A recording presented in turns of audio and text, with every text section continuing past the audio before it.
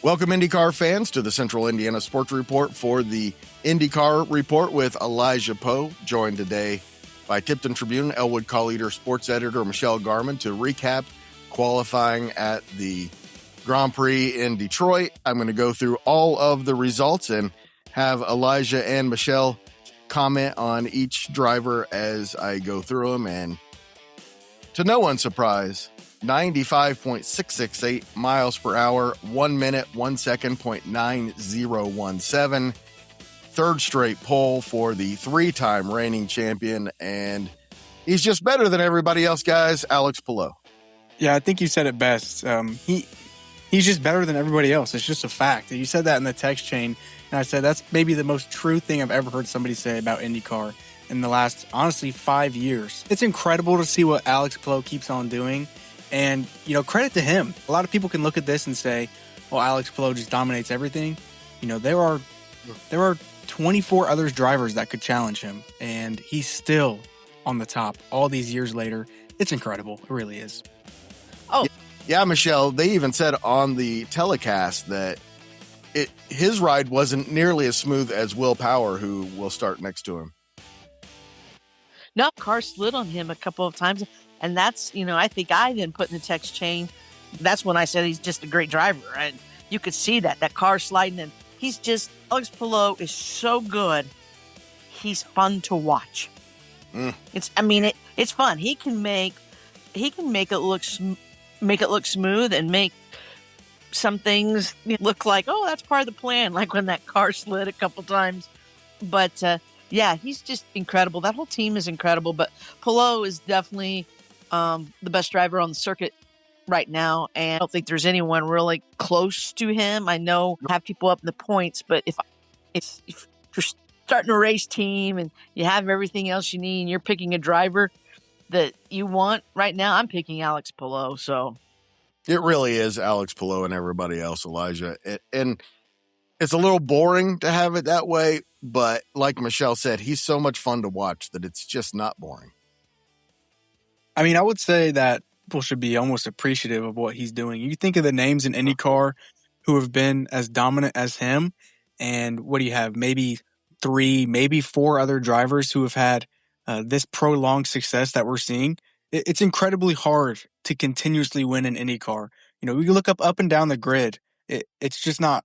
It just doesn't happen for every driver, but it's happening to Alex Poe, and he's putting himself in categories to be, maybe the best IndyCar driver ever when it's all said and done. I'm going to say right now, Elijah, that it's the most impressive 5-year run in IndyCar history.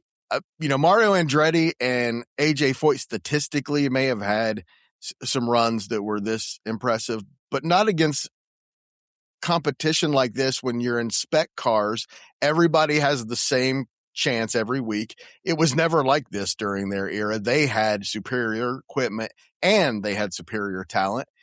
And you could say that Poe's with the best team, and he is. I think Ganassi is the best team right now, but no, this is the series right now is designed for no one to dominate it, and he's still finding a way to dominate it. That's spot on. I think what's also interesting to watch is when you watch Chip Ganassi and he's with Alex Poe, he never looks worried or concerned or stressed. And that's not the case for owners of race teams. And as I said, Will Power, the king of pole positions, number 2, great day for him. None of us mentioned him on Thursday, which is kind of strange because of how good he has been at Detroit and how good Andretti's been at Detroit. We shouldn't have been surprised by it, but I think we all were. I would be very shocked if Will Power doesn't win this race or ends up in the wall, because I don't think there's maybe another driver on the grid who probably wants to win more. Being with the new team, he's had kind of a little bit of a struggle bus year so far. Starting second, I think we have an awesome front row with Alex Poe and Will Power. I cannot wait to see the start.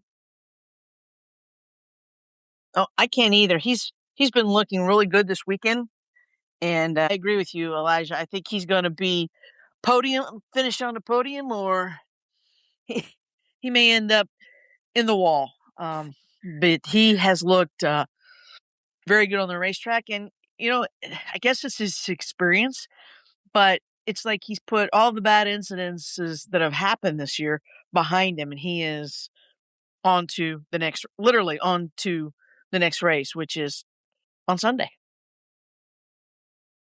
Starting third, rough day, by the way, for Team Penske. But Scott McLaughlin started third and looked like he might be on the pole until Pelot's late runs. I think we probably have to consider McLaughlin a contender on Sunday as well. Yeah, no doubt. I just think he always has his head on his shoulders. He just looks so confident and so smooth out of the other Team Penske drivers who have obviously had a poor session today. I just think, a lot of people say this is Newgarden's Team Penske, but McLaughlin in the last couple of years has been a really, really stellar talent in this series as a whole, and he kind of deserves the respect he needs because he is a fantastic driver. Yay, Team McLaughlin. Penske wants to have somebody win or on the podium. It's going to have to be McLaughlin this weekend, I think. For reasons we'll talk about, a little bit of reasons I'll talk about later, but McLaughlin was the most impressive Penske car in practice yesterday, practice this morning, and then through the qualifying runs. Starting next to McLaughlin, another all-time great. You talk about, Elijah said, 3 or maybe 4 drivers who've been as dominant. Scott Dixon had a run early in his career that was similar to Pelot's as well. He is starting next to McLaughlin. I think is that his best start of the year? I think it might be, yes. And I wouldn't be surprised, especially if there's an early caution, that number 9 crew pulls off one of the classic Scott Dixon strategies because he's poised in a pretty good car. And Detroit can get pretty crazy. We've seen it in years past. So he's definitely going to be somebody to watch. Scott Dixon's been pretty impressive these last couple days, too. I thought there was a really good chance that Ganassi might have on the front row with the way that Dixon was running laps out there and everything. I think he just had the unfortunate thing of having to go 5th in the Fast Six. And starting on the third row, Arrow McLaren's top qualifier on Saturday, Christian Lundgaard, and Kyle Kirkwood, who had a rough final qualifying run, but looked like one of the contenders until then.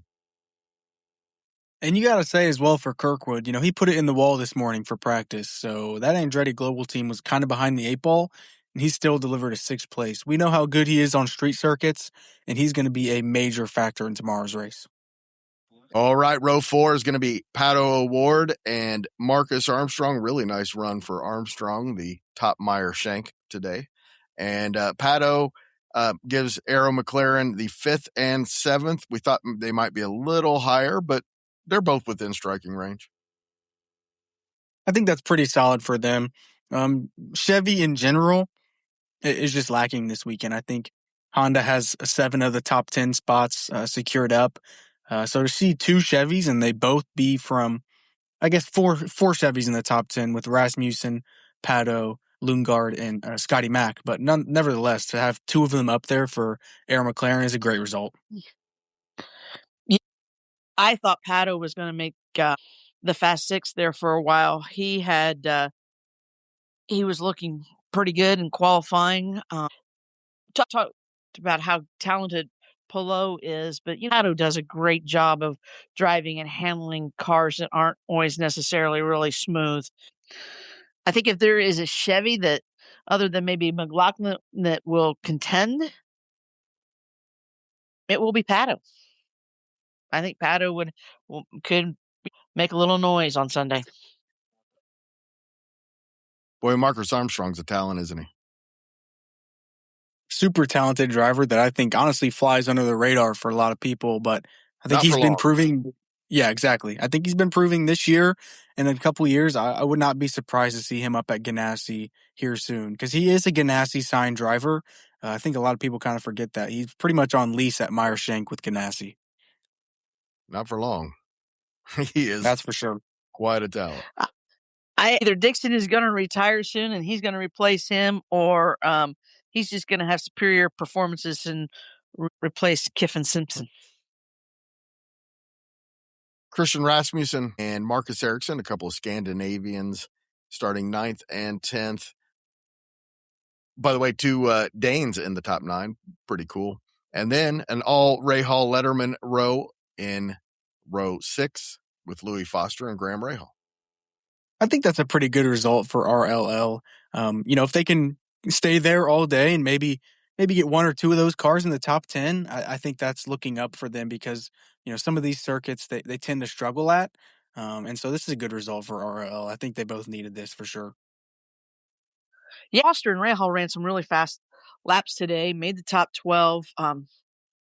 Didn't make that the top the fast 6, but did both have some really stellar laps at times today. If they could get 2 of those drivers in the top 10, that would be even better for them. And surprisingly, they should maybe say surprisingly, but in some ways, based on last year, it is a little surprisingly how strong they've performed. I think so far this year, especially on the road courses. Row 7 is Nolan Siegel and Alexander Rossi. Row 8, Dennis Hauger and your Indy 500 champion Felix Rosenquist, who 16th. Not a great day for him. We thought he might ride some momentum on this, but it looks like he's a mid-pack car.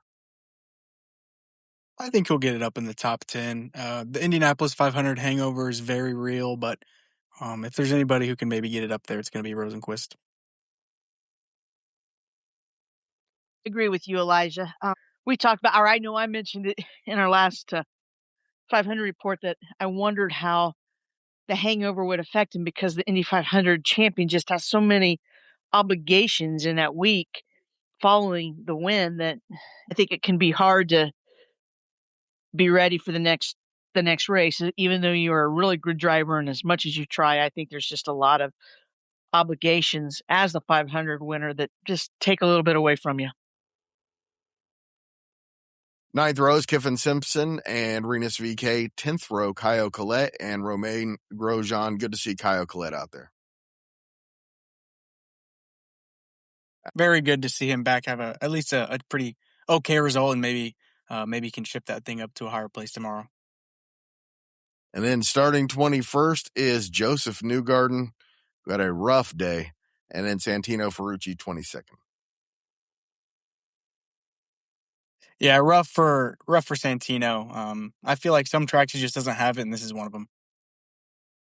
Yeah, I didn't realize, and maybe you probably did, Elijah, until they mentioned it during the qualifying today, that Newgarden had injured his foot. He's in a boot, and I've got to imagine that they're bulky and uncomfortable. He's wearing it in the car, so I've got to imagine that takes away a little bit. So I guess he's got a lot of adjusting to do this weekend, and it'll be interesting to see how that plays out in the race. I got to say, it is so nice to see grumpy Joseph Newgarden has gone away. Because he's taking this in stride this year like he did not last year.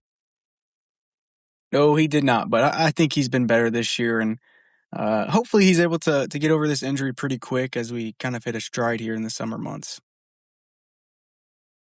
Row 12 is Mick Schumacher. Ooh, again, just his teammates had a good weekend. He had a very bad weekend, and he will be starting next to Stingray Rob.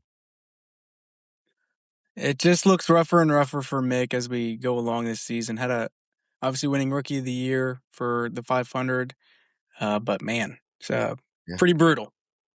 Just keep expecting him to break through one week because we've seen in his career he's a talented driver. It's not just his dad's name. He's won championships. He's been a contender-ish in Formula One at times. To be so far behind a guy like Louis Foster, who's a good talent, but to be so far behind him, just inexplicable.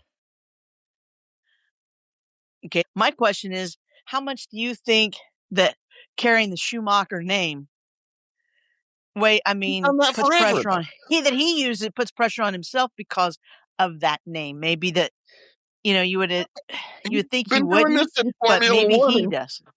He's been doing it in Formula One. But championships in sports car. It doesn't make any sense. Well, it may not, but I mean, he's in a different division. I mean, different thing, different tracks, and I mean, whatever it is, he it's may, not working. because of being a Schumacher, he may he may not be handling the pressure as well. It'll be interesting to see if this continues all year. At some point you would think somebody's got to tell him, just relax and drive. Mm-hmm. He just needs to settle down, I think. But nonetheless, he's been in the World Endurance Championship. He's been in Formula One. He's going to have to turn it around quickly. Fine driver. No doubt he's a qualified driver, but right now he doesn't even look like he's qualified to be an IndyCar driver. Been rough.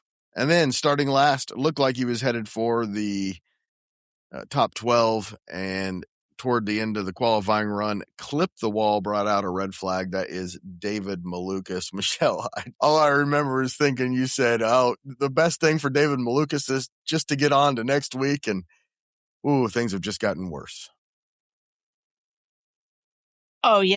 My heart went out to him when he hit the wall and that, and, because they have to totally change his car, and, he's going to have to start from way back, and I don't think it's real easy to make your way up from that far back at Detroit with the tight turns and the passing and everything. And as you're doing it, there's an opportunity to be collected in accidents or hit the wall again because you're trying to press your way to the front. So, it's been a rough couple of weeks for Malukas. Hey, the best thing for David, though, is race day is May 31st, so he'll be done with the month of May, so he can maybe shed off that and head into June.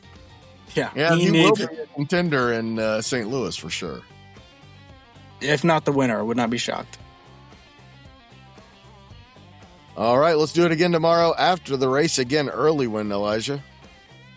Yep, 12:30 green flag. Really looking forward to some racing in the streets of Detroit. Usually always brings some interesting strategy plays into question, which is how tight these walls are. We're either going to get a lot of cautions or we're going to get no cautions because everybody's being so careful. But we'll see. And, of course, we will talk about it after it ends. Thanks so much, guys. Thanks so much to Elijah and Michelle. Cannot believe I forgot to get their predictions and top storylines. We were up against the clock and I just completely forgot. Sorry about that. We will continue to do that next week. We will be back Sunday after the race. Pretty early, I think. Also, join us tonight for our Fever Report with John Robertson and Michelle. Talking some Fever after the game tonight. And just kind of talking about what we've seen so far through the first 8-9 games of the season. Please join us.